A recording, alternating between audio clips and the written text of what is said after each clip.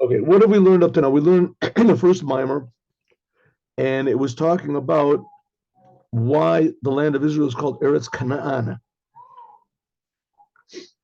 And it said because Canaan means a businessman.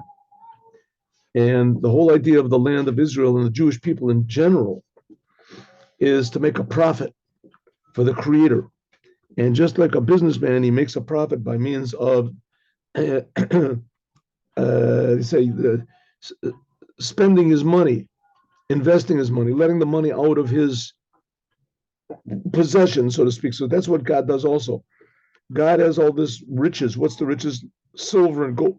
Gold. What's silver and gold? Silver is a metaphor for love, and gold is a metaphor for fear. The love and the fear of the Jewish souls as they are in their source. And God takes this love and fear of the Jewish souls and he puts it down into the physical world in order that we somehow or other should maintain or renew our connection with God. And when we do that, it's a big novelty. It's a higher type of love and fear and appreciation of the Creator than was before. Fear in the sense of valuing God, not wanting to be far away from what from the preciousness of God. So that's you're afraid of losing your connection. So that the soul, as it was in heaven, had these tremendously high levels of love and fear, but it puts God puts the soul down into the world, sort of like making an investment, and with the hope that we will decide on our own to renew our connection with God. But in order to do that, we have to burst through all this concealment and hiding, and obstacles and difficulties of the world. And that power of bursting through, it takes a tremendous desire, a tremendous longing, and faithfulness to the Creator, and that's called Re'uta Deliba, the arousal of the heart. And this arousal of the heart is the profit that God makes. That's the increase that made the whole thing worthwhile. And that's the whole idea of the land of Israel. Why God wants us to have a physical land, to be living in a physical place, and to be involved in physical things in the world. And also, I mean, if you notice that, just I mean, I guess parenthetically, strategically, as far as protecting themselves, Israel is probably the worst place you could possibly be. Israel, it's surrounded by all these terrible enemies, and it's really surrounded. You know, it's got a big boundary that has to be protected, and this boundary is surrounded on all sides by the worst enemies in the world. I don't think any other country has enemies like this. I mean, briefly, like Germany was the enemy of everybody, and this what is it? The Japan was the enemy of everybody, but they didn't border on that many countries that they had to, you know, and with such a big border. And here we have Israel. It's all bordered on the. Okay, so and it's right in the middle, right in the center, and people have to go through it, and everybody desires the land because it's a trade route and etc. So we've got everybody fighting over this and this little plot of land, and that's called. And it's also the land itself is very fertile. It's very fertile, and everybody feels that there's a certain blessing over here. So everybody says it's our place, it's our home. You know, we have to divide it up. But the fact of the matter is the land of Israel is a holy land. Holy land. Everybody says the holy land. This is the holy land. The holy land. What makes it holy? Because it belongs to God, who is holy, and the Jewish people who are holy. And it's the place where the Torah is really manifested in completeness. There's so many laws that can't be done unless in the land of Israel. And the Torah is holy, right? The Torah is holy. The Ten Commandments, they're all spoken by God on Mount Sinai. So the Torah is holy. So that's the whole idea. But it's a land, and the world is not holy. So God puts us in the world, and even more, we're supposed to want to go back to God, right? How are we supposed to do it? Not only that, we have what's called an animal soul, a natural soul, and even more, we have a body that covers over the animal soul. So we're really concealed. We're in the land, and the body, and the soul. But the essence of the Jewish soul will come out, and that's the only way to bring out the essence of the Jewish soul. And that essence of the Jews calls the Re'uta, the Liba, the arousal of the heart. How do you get to this? By thinking about how far away we are from God, how good God is, and how infinitely far away we are. And he gave us a whole sort of list of things to think about about how God creates the angels and how God is above all the spiritual worlds, and and He's above all the how do you say, contractions and hiddenness and etc. And nevertheless, He creates us and He cares about us, and we don't feel it at all. So he says there's two ways of doing it. One is this arousal of the heart, and this arousal of the heart should be the soul in our Torah and commandments. When we learn Torah and when we do the commandments, is we have to constantly remember that the Torah and the commandments are in the same situation as us, but the Torah and the commandments, they're pure. The Torah and the commandments are not so concealed as we are. It depends on our attitude. If when we do a commandment or learn Torah, our attitude is gratitude, sort of rhymes over there, that we're grateful to the creator of the universe, and we're saying, Ashreinu, how happy we are that I can do a commandment, is that's also what's called a dwelling in the lower world. That puts this love, this tremendous love, the Re'uta Deliba, like we said, the arousal of the heart, in the commandments as well. That's okay. That's what we learned last time. Now let's skip a little bit, and because next week is going to be Chanuka, so let's prepare ourselves a little bit for Chanuka. Sunday night is Chanuka. Sunday night we light one candle. You light one candle on Sunday night, and you can look it up in the laws of how you light the candles. The first night you light, and the one on the right, and then the next night you on the one to the left of it, and etc. The candles, and where you put the candles, and they should be put in. Some people put it on the outside. They put it in a glass box so the wind won't blow it. Most people, they put it inside, but opposite the mezuzah on the front door. On the front door. Anyway, you can look it up. It's everywhere. You're looking up in Chabad. There's not lacking places online. You can look up how to light the lights of Hanukkah. Okay. So now, Navo, let us go. So again, we're learning from the book which is called Torah Or.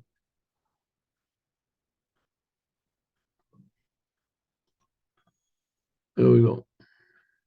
Good. All right, everyone, you see the text here? Can anybody write me a chat letter or something? Do you see the text over here? Because yesterday, somehow or other, I gave a whole class and I was pointing to what I saw, and it didn't come out. It came out in a letter that was an essay that I'm working at, and I was pointing to things that had nothing to do with the class. Okay. But a lot of people watched it, interestingly enough. So now, let us explain Chanuka.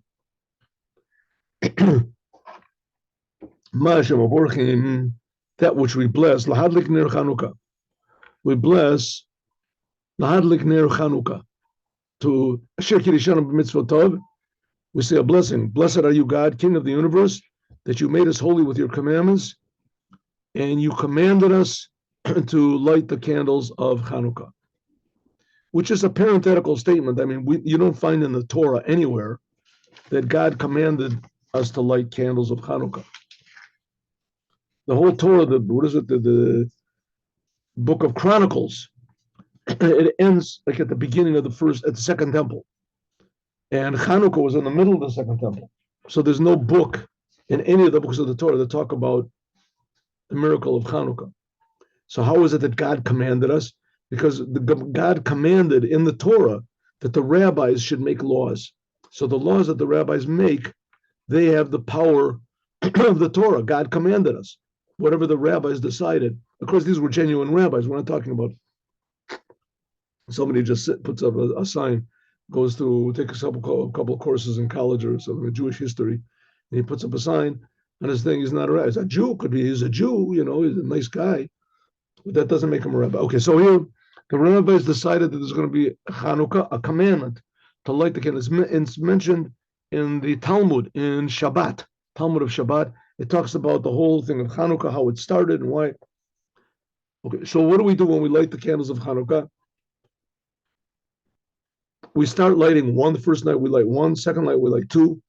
But really the commandment of Chanuka is you don't have to increase every night. That says that's the Mahadrin Mina Mahadrin, the special of the special people. Increase lighting every night. The real commandment is the commandment, the essence of the commandment. If you don't have any, you only have 8 candles. That's all you got for the whole Chanuka. So what do? You light 1 candle every night, and you make the blessing also every night, because that's the bones, the essence of the commandment. Light 1 candle every night. That's all you have to light, and you make a blessing. Okay, in general, this thing of making a blessing, it sort of has to be explained. What does it mean you make a blessing? Who do you bless? You bless God. What God needs your blessing. He doesn't feel good or something. You're making him a blessing. What do you have to bless God for? What does it mean bless? And so we'll see that in general, a blessing means that we, like I said before, we're put into this world in order to reveal God in the world by means of our deeds, our actions, our attitude. That revealing of God in this concealed world, that's called a blessing. So to speak, bringing God down. The word baruch means to pull down. A mavrich at a geffen is a mishnah, to take like a plant and stick the top of the plant into the ground. Is that considered to be planting it? It's already got its roots on the other end. Now it's making new roots. That's called mavrich. It's called to pull down. So that's the idea of a blessing. And the rabbi said we should make a blessing lahadlik ner Chanuka. Chanuka. Now, where did this holiday Chanuka? Where did it get its name from? Why is it called the holiday of Chanukah? What does Chanukah mean? So it's Ma'in Chanukah. What is the idea of Chanukat Hamizbeach b'Chanukat Abayit? So the word Chanukah means loosely inauguration. Inauguration. What is it? Inauguration. Like the first opening day. The Chanech. Opening day. Inauguration. It's also the same thing as education. The word for education is also chinuch, education. What is it ideally? What's education supposed to be? Education is supposed to be new. Every day you increase new knowledge. It's like every day is a beginning of new knowledge. Okay, we'll see. But the first day is something special. That's really called Chanukat Abayit, Chanukat, the inauguration, grand opening. So it's called Chanuka because the Greeks defiled the temple. The Greeks were civilized people. They were, how do you say, there's a better word for it. I'll think of it, sophisticated. And they weren't barbarians like the Romans. They were sophisticated barbarians. And when they killed all sorts of people and conquered the world, but unlike the Romans, the Greeks were steeped in philosophy and intellect, culture, mathematics and art and music and plays and sports, and the Olympic Games come from that Mount Olympus over there in the whole Greek thing. And they had their gods and they had their religions and everything, but everything they did for themselves. And they really succeeded. I mean, conquered the whole world. That's pretty good. You can't get much better than that. Conquered the whole world. And they went into the Holy Temple and they defiled it. They didn't destroy it. They were very, how do you say, calculating people. They realized that they figured that if they destroy the temple, then maybe they'll make a lot of unnecessary enemies. Which, of course, the simple solution to that is just kill your enemies. So, but they didn't want that. They wanted that everyone should be subservient to them willfully. Everyone would see the superiority of Greek intellect and culture and success, and that they would all just willfully just want to be part of it. And the Greeks agreed that everyone could hold on to their own customs and your own heritage, your own nature, so that the Persians could be Persians and the Romans could be Romans, whatever. the Indians could be Indians, whatever you wanted, and the Jews could be Jews. You could be Jews, but they didn't like the idea that the Jews worshipped a God that creates the world and that tells us what to do. Which that's pretty, that pretty much holds today. People don't like the Jews for that reason also. Nowadays they don't like the Jews for any reason at all, but that's one of the many reasons to hate the Jews.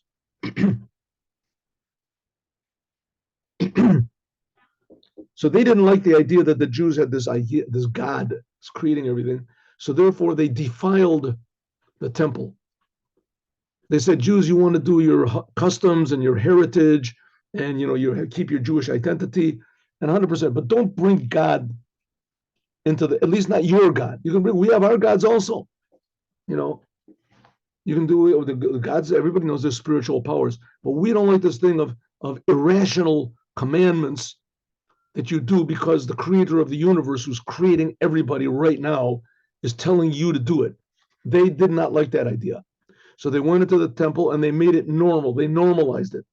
They made like Reform Judaism, conservative Judaism, whatever you want to call it. Do the commandments, but don't say that this is what God commands you. Say it's just our spiritual heritage, it's whatever you want us to call it. But don't do it because everybody has their customs and the things. So the Jews, you're going to have your customs. So they let them do the holy temple. They let them light the candles. They let them make sacrifices, but they defiled it. How did they defile it? They just touched it. They just touched. All they had to do was go in and touch it could have been that they did more, but they didn't have to. Especially the oil. They didn't pour out the oil. They didn't break the bottles of oil. They didn't, put bombs in the oil or something like that. Exchange the oil for LSD or something. They left the oil exactly what it was. Exactly the way it was. The oil. All they did was open up the bottles, according to some opinions, they just moved the bottles. That's all. The same thing with the altar. They offered up a pig on the altar or whatever they did. They touched the altar, but they didn't wreck the altar. That's the point. And the Jews came, they made this war only for this crazy reason, right? This crazy reason. They were letting them physically do whatever they wanted to. They just wanted to take the Jews away from Judaism. And almost all the Jews agreed with the Greeks. Right? A lot of the Jews were happy, right? Who needs this burden of all these commandments and all this? You do what you want. You do it what you want. You do how you want. Right? You want to do your religion. Do your religion. So if so, the Jews came back, they made a war, and they commemorated. Commemorated is the wrong word. They re-inaugurated the altar, the Mizbeach, and they re-inaugurated the house.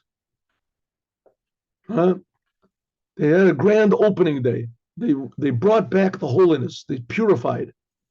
Purified. So it says Chanuka Lenora says that you should educate a child al pi darko, according to his way. And this is b'matanos rabos shenotnim lo. How do you educate a child? 1 second. In Judaism, the first day that they take the child to schools, they give him honey and sweet things, and so they'll feel that going to school is a really very pleasurable thing. He's going to get a lot of attention. He's going to really benefit from it. The first day is a lot of gifts, right? In order to make the child feel it's a good place to go to school, to be. The same thing as the Holy Talmud. Chanuka, it starts off with big gifts. But so it says, says, I was a child, King Solomon said, Saro Shalom. Who said this? Nar Hayiti Gam Zakanti says the angel of the world. Saro Shalom said, Shachayut. What is the angel of the world? Shachayut, that the world, the force of God, the life force of God, Hamid Pashat, which spreads out in all the worlds, the Kol Chad, to each world and to each creation. Lafum, according to Shiri delay, it's a measure, right? A bug gets a different life force than a monkey, and a monkey gets a different life force than a tree, and a tree gets a different life force than a rock, and a rock gets a different life force from a planet, and a human gets a different. Each one. This is how the force of the godliness that enlivens the world, it limits himself. That's called a child. Like it says, it says that Yosef, he he acted like a child, so to speak. He played with the sons of Bilhah and Zilpah. Shema Ktana Rachel, the small child, I'm sorry, the Shema Katana, that Lavan had two daughters, the small one was Rachel. But it says, Hey Ha Katana, Hey Katana. God has four letters in his name, right? Yud, and then Hey, and then Vav, and then Hey. Hey Katana, there's two Heys. The small Hey, the last Hey of God's name, that's symbolized by Rachel. Shem Ha Katana, Hey Katana, the small Hey. So we're saying here that God has the ability to make himself like a child, to make himself small, to have a small revelation of himself in the world, to enliven the world. That's the last Hey of God's name. Sometimes it's called God's speech. When it says in the Bible that God spoke, this is talking about the last Hey of God's name, this aspect of God's Malchut. Remember, we learned about the 10 Sfirot. This is the lowest of the 10 Sfirot, the ability of God to go outside, so to speak, to create a thing called the outside of himself. Of course, we know that nothing is outside of God, but God can make a world in which the world seems to be outside. Why is it outside? Because God limits his life force so much, makes it so small that it can enliven these things which are distant from, they don't even have a hint at godliness. That's called like a child. It's called a child. It says that, and that's the Hey Acharon, the last Hey of God's name. Children have to be educated. This aspect of God that's in the world, this contracted aspect that has to be educated. It's like a child. Lioto, because lahavot, God, that's called God's malchut, his kingship, that he makes himself small. Why? Lahavot, in order to create creations, mi'ayim liyesh, from nothing to something. Maybe I'll make this thing bigger a little bit. 1 minute. Can I do this? There it goes. Oh, that's more user friendly. Here we go.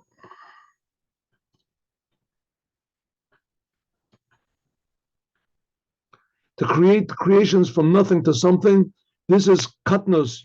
This is a little thing for God.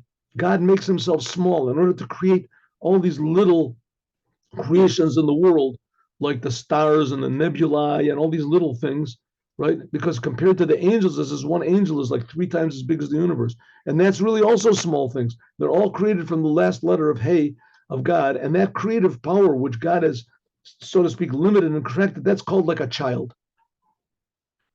That's a child, and it has to be Chanuk. It has to go to Chanuk. It has to be educated. Because the world is limited and defined. And regarding compared to Ein Sof, to God, Baruch Hu, Shekeshemo Kein Hu, that like God's name.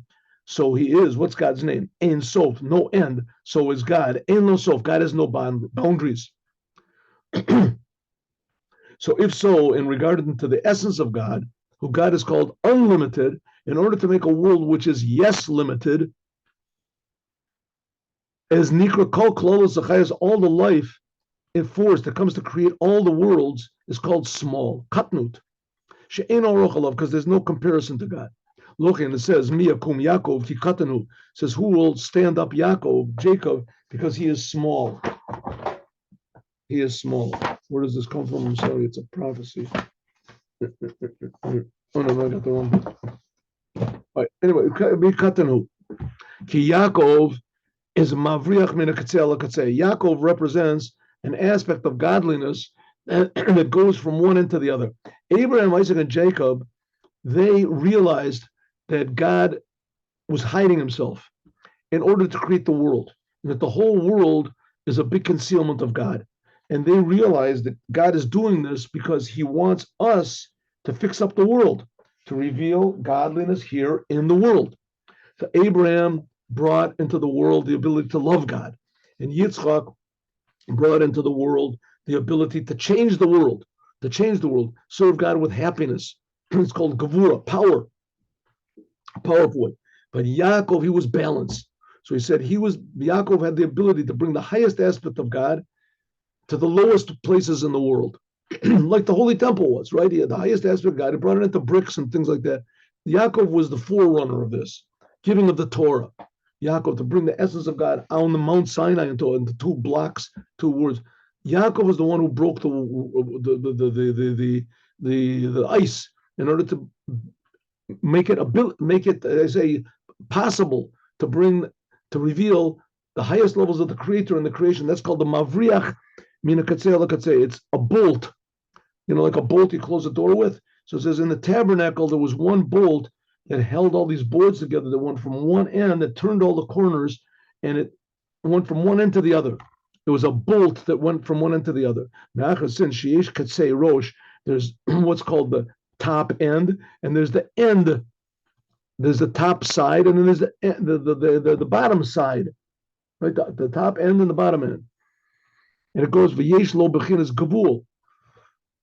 God, so to speak, makes himself limited, and Yaakov had the ability. At least he began the ability. That's why he's called the father of the Jews, because he gave the Jewish people the ability to bring from the highest level of godliness down below. Harizeh bechinas katan. This is small. The world is small in regard to Ein Sof Baruch Hu, the infinite one.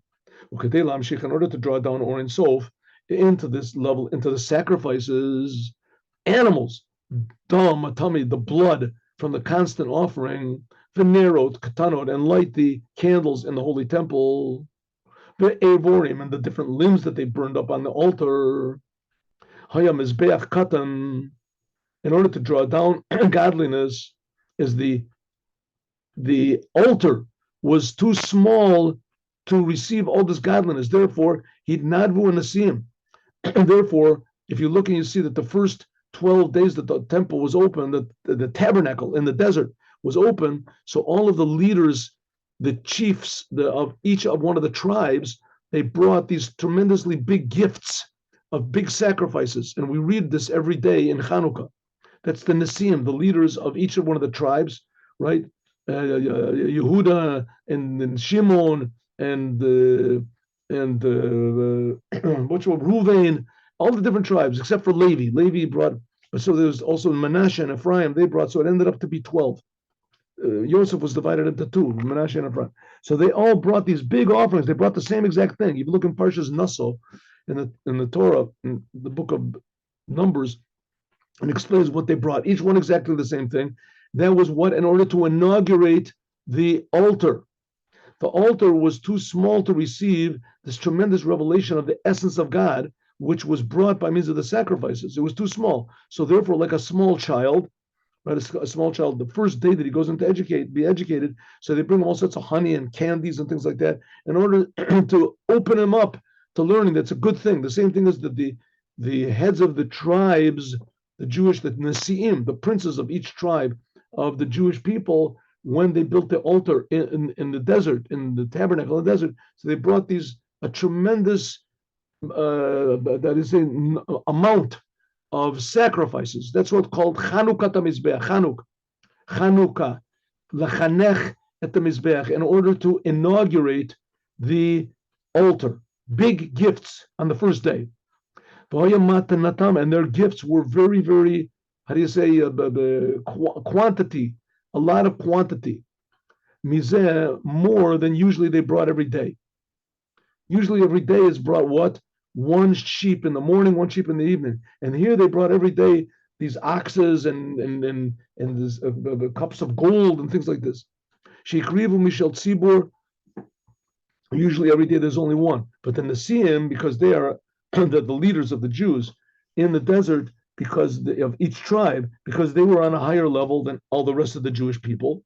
So they gave an order to inaugurate the temple, the tabernacle, in order to inaugurate the tabernacle. They made what's called Chanukah. Chanukat Mizbeach. They inaugurated the altar with these big gifts. So that's the idea of Chanukah. Matanat Meruvim, they gave a multitude of sacrifices, karot kesef, bowls of silver, parim, kabasim, oxes, sheep, atudim, says the male sheep, rams, whatever, kadeh, in order, sheyeh koach b'karbana, so that there would be power, the ability of the sacrifices that came afterwards, la'amshich, or to draw down this light of God every single day and every single sacrifice, and each day in its own way. Okay, so let's just make a small summary of what we've talked about up to now. The job of the Jewish people is to make God revealed in the world. The world is so unlike God, and God created it that way, that it's pretty hard to describe exactly what this means.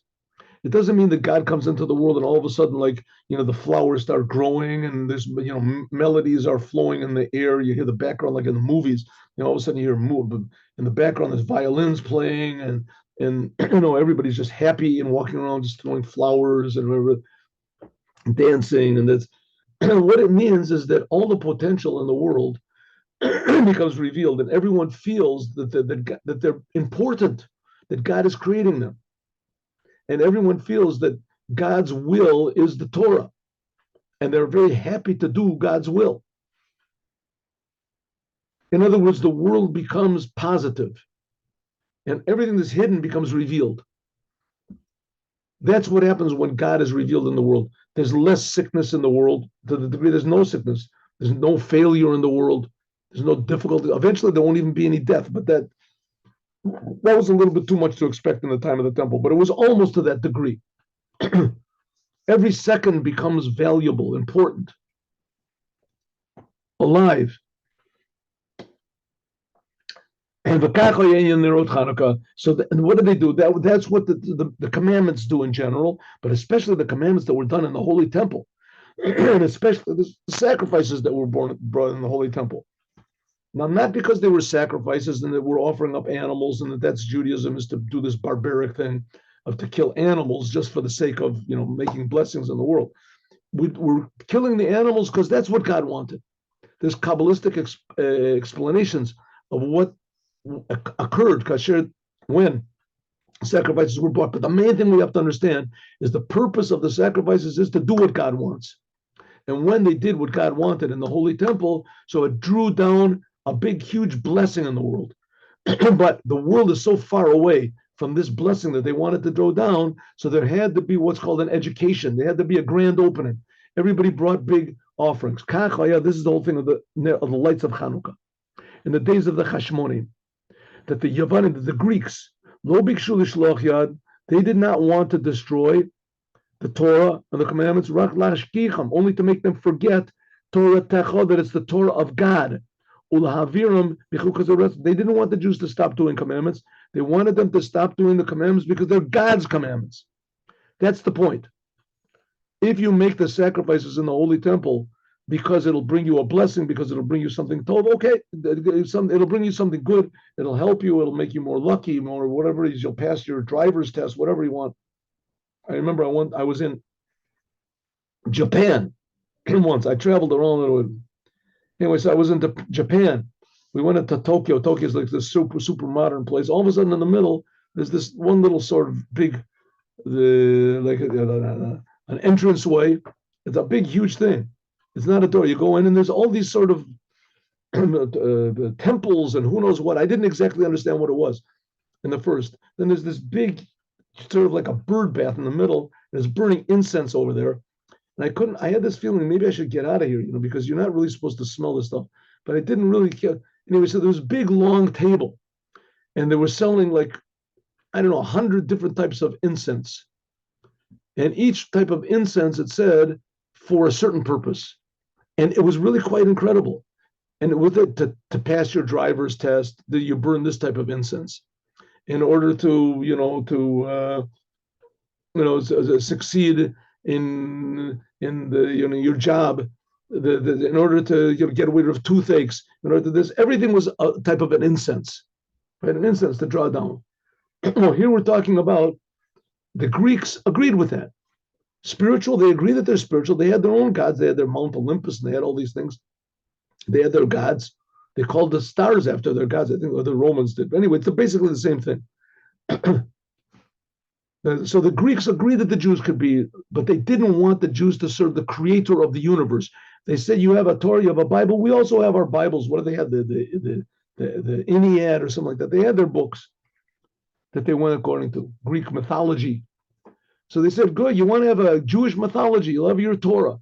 But don't say it's the Torah written by God, Torah Techa. Like the rabbis say, Sha'omu katfu lechem, in the Gemara in Bereshit, it says that the Greeks said to the Jews, katfu lechem al keren ashur, you should write on the horn of a ox. Now, in those days, the ox was the ultimate level of transportation. I guess that when they met up with he conquered what was it? The Indians, so they had elephants. So I guess elephant is bigger, but an ox was the highest thing, and the horns of the ox are the highest part of them. So the horns of the ox are, so to speak, the ultimate level of physicality in this world. So they said to the Jews, we want you to write on the horns of your oxes that we have no place, we have no connection to the God of Israel. That's what it says. Write on the horns of an ox that we have nothing to do with the God of Israel. Perish, what does it mean? All of the idolaters, they've got an animal soul, a natural soul, but their natural soul comes, and listen to this, we haven't got much time. They comes from the face of the ox, which is on the chariot. But they receive from the backside of this ox. Okay, what's going on? In the vision of Ezekiel had a vision. Which chapter of Ezekiel is? I don't know. I'll look and see. Also, Isaiah also had a vision. And in this vision, especially the one of Ezekiel, so they saw a chariot, and on the chariot were 4 faces surrounding the chariot. And on the chariot was sitting a man. A chariot, a throne, a chair. In any case, there was sitting a man on this throne, and there were 4 faces around the throne, and on each one of these faces, it had the other 4 faces. So each around, what were the faces that were around the bottom of this throne or chariot that they had? There was a face of an ox, face of an eagle, a face of a lion, and a face of a man. That's what they saw. So what did he see when he saw these visions? He saw the source of life in this world. He saw the source of life, which is in this world, it's here, it's visible. We can't see it because the world is covering it up. But angels are not, it's not where the world is. Angels can't come. They can't come in the world. It's not so. Angels are everywhere. Angels are everywhere in the world. Angels are spiritual. They don't take up any place, but we can't see them. Right? What it means exactly, I have absolutely no idea. What it means that each angel has its place, and it's this. But nevertheless, if you look over there in Ezekiel, you see that he saw the angels. Which a parenthetical statement is, these angels are infinitely more bizarre and powerful and potentially destructive than aliens from outer space. They got this big worry. Maybe there's people from Mars, from this, is their life over there. Maybe they're going to attack us, the planet Zork or something, and they're going to come and zap us and kill us. And people are worried and thinking about it. Well, there's angels. Angels for sure exist, and they can sure do whatever they want to, if they want to. But nevertheless, we see everything goes okay. Don't worry, God is protecting the world. It's not going to be they say, like, who was it that did it?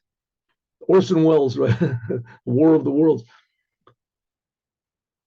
Okay, so we got enough worries with the climate change and the coronas and the woke people and all this other stuff to start worrying about. Those are aliens enough. Okay, and so here we got the angels, right? So the angels, it says that around, that's how we got to this topic. We got to these angels, and the angels, it says there's 4 faces around the bottom of the chariot, and this is how God, so to speak, articulates his life force in order to enliven the world. So it says that the non-Jews in the world, they come from the face of the ox.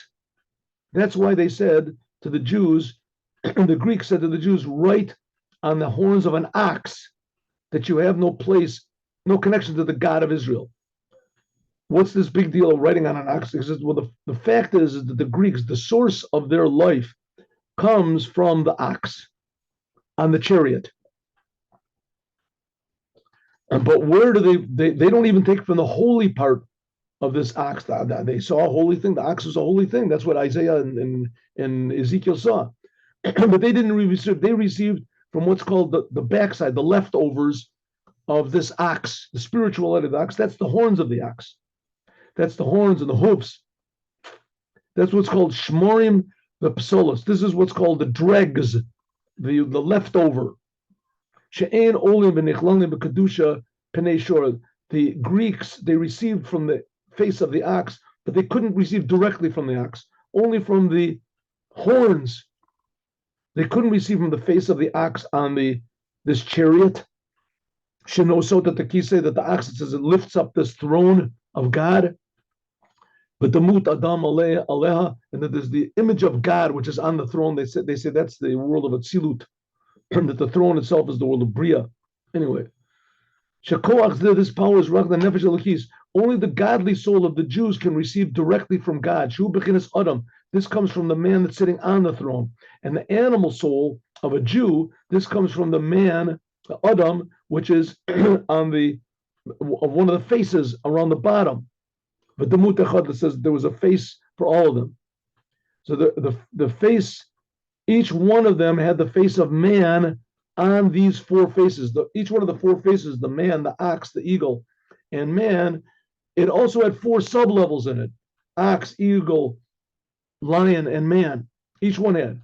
And therefore, Yisrael Koch, the Jewish people, they have the power to draw down the infinite light of God, really, because they're the man. But the Greeks, Nikanu Yisrael, they were jealous of the Jews.